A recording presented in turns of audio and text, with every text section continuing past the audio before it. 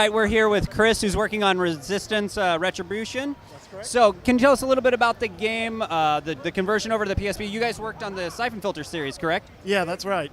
So Resistance Retribution, it's a whole new story, whole new character, and takes place over in Europe. So it actually takes place about a few weeks right after the first one. So after the liberation of London, then we switch over and we take on, take a look at what's happened in Europe. Now, will you be playing Nathan Hale, the main character from PlayStation 3 version? No, we got a whole new character, James Grayson, who is a lieutenant in the Army.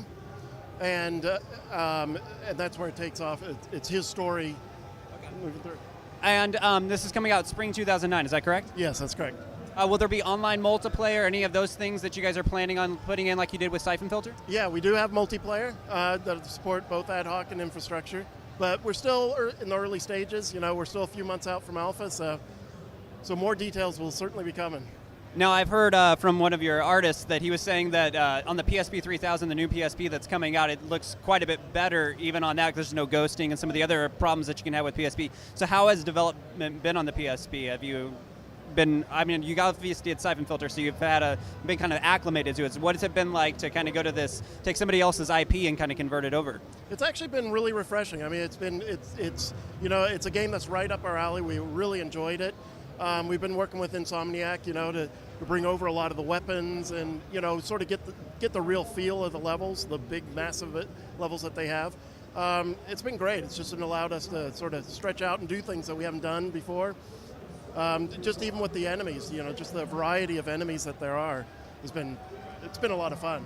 So how do the weapons work and the firing of the weapons with the fact that you don't have as many buttons to work with? How did you convert this idea of having dual abilities in each weapon? How does that work on the PSP? Yeah, we've actually done a few things. So we've got one of the first things that we had to work out was, we're on the PSP. This is a handheld device. It's got one analog stick. How do we make this all really work? Especially, how important it is that all these weapons do as much as they do with the alternate fire and everything. So one of the things that we introduced was aim assist. And it puts a lot of the control on that one analog stick, so you don't have to do a lot of fine control with the face buttons and still keep all the action right in your face. So, and then for the weapons, we've introduced some new weapons as well. We're bringing over some weapons that you've seen in Resistance, but like, for example, one of the new weapons we brought over is we call the Razor. It's a modified bullseye. And the alternate fire on it works. There's an energy disc you can charge up and fire off, and it'll actually target multiple enemies and ricochet off walls, so it's a lot of fun. So you've had to modify a little bit of the weapons to accommodate the PSP, but it sounds like you've been able to kind of do that and kind of be a little more creative on that side. Yeah, absolutely. That's been a big part of it. A huge part of the gameplay is sort of the strategy and tactics of using these weapons. Great. Thank you very much. Yeah. Thanks for your time. It looks awesome. Great, thanks.